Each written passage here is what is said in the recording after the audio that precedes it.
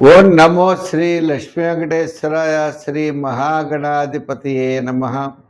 యోంత ప్రవిశ్య మమ వాచమిమాం ప్రసుప్తాం సంజీవయత్యఖిల శక్తిధరస్వధామ్నా అన్యాంశ్చ హస్తచరణశ్రవణత్వగాదీన్ ప్రాణాన్ నమో భగవతే పురుషాయ తుభ్యం.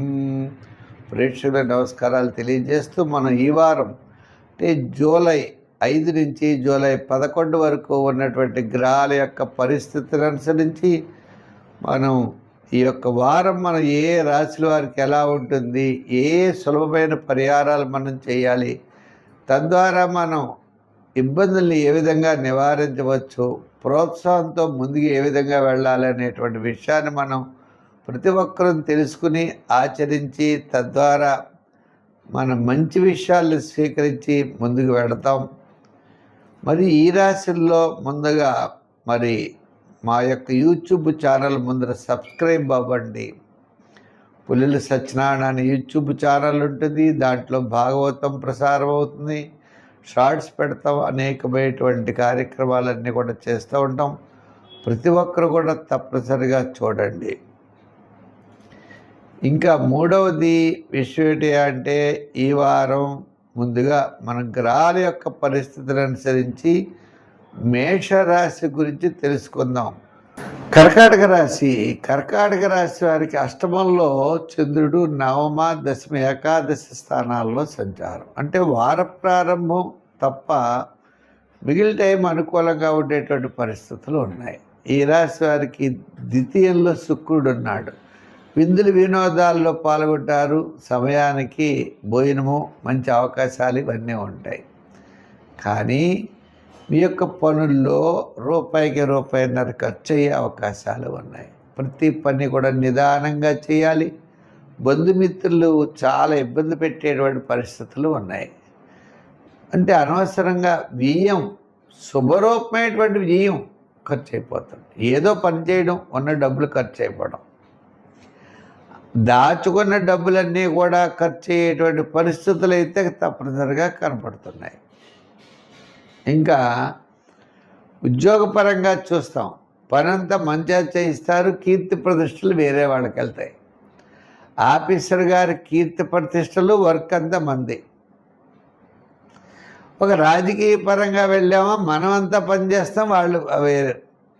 ఇంకా వృత్తుల పరంగా అంటారా, ఆర్థిక పరంగా మనకి రూపాయి రావాల్సి వస్తే ₹10 వస్తుంది.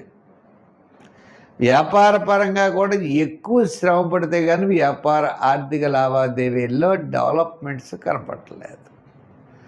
చేత గ్రహములన్నీ కూడా మిశ్రమైనటువంటి ఫలితాలు ఉన్నప్పుడు ఏం చేయాలి అన్నారు.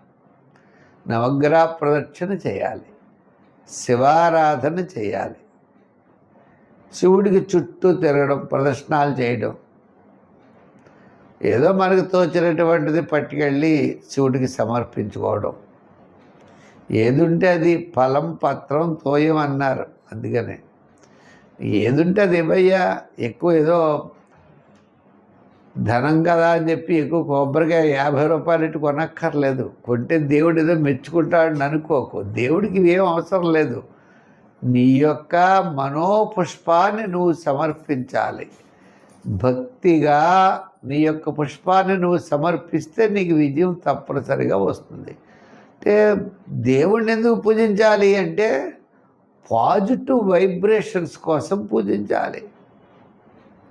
పాజిటివ్ వైబ్రేషన్స్ మైండ్ కరెక్ట్గా రావాలి, తప్పకుండా తద్వారా మనం విజయం సాధించగలుగుతాం. అందుకే పరిహారములు సంఖ్యల్లో 2, రంగుల్లో తెలుపు, ఆరాధనలో నవగ్రహారాధన మంచిది ఉన్నది. కాబట్టి ముఖ్యమైన వ్యవహారాలన్నీ కూడా శుక్ర శనివారాల్లో లాభించే అవకాశాలు ఉన్నాయి. ప్రతి ఒక్కరికి, మీనరాశి వారికి విద్యాపరమైన డెవలప్మెంట్స్, ఆర్థికపరమైన ఉద్యోగాభివృద్ధి, రాజకీయపరమైన గుర్తింపు, వ్యాపారపరమైనటువంటివన్నీ కూడా ఉన్నాయి. ఈ రాశి వారికి ఇంత బ్రహ్మాండంగా ఉన్నప్పుడు శాటర్న్ యొక్క మైనస్ కూడా ఉన్నది. శని ప్రభావం వల్ల చికాకు, అసంతృప్తి, ప్రతి పని 1-2 సార్లు చేయడం, ఇలా కొన్ని కొన్ని ఇబ్బందులు కూడా మనం ఎదుర్కొనే పరిస్థితులు ఉన్నాయి. అంచేత అధికారులు రాసేటప్పుడు, రాజకీయ నాయకులు మాట్లాడేటప్పుడు, వ్యాపారాత్మకంగా విషయాల్లో, నూతనమైన వ్యాపార పెట్టుబడి విషయాల్లో జాగ్రత్తలు తీసుకుని మాత్రం ముందుకు వెళ్ళాలి. సంఖ్యల్లో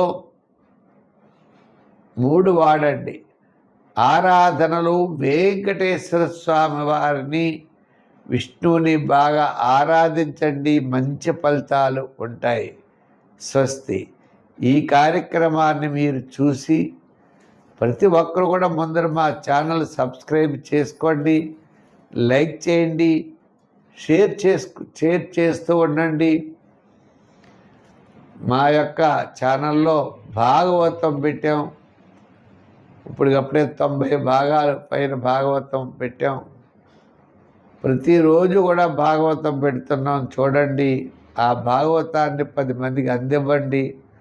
ఆ వాసుదేవుడి యొక్క అనుగ్రహం మీకు మాకు అందరికీ ఉండాలని కోరుకున్నాం. ముఖ్యంగా మా యొక్క ఛానల్లో లైక్ చేసిన వారికి, షేర్ చేస్తున్న వారికి అందరికీ కూడా ప్రత్యేకమైనటువంటి అభినందనలు. భగవంతుడి యొక్క ఆశీస్సులు మీకు లభించాలని చెప్పి కోరుకుంటూ, వచ్చే వారం మరిన్ని విశేషాలతో కలుసుకుందాం. సర్వే జన సుఖినో భవంతు. స్వస్తి.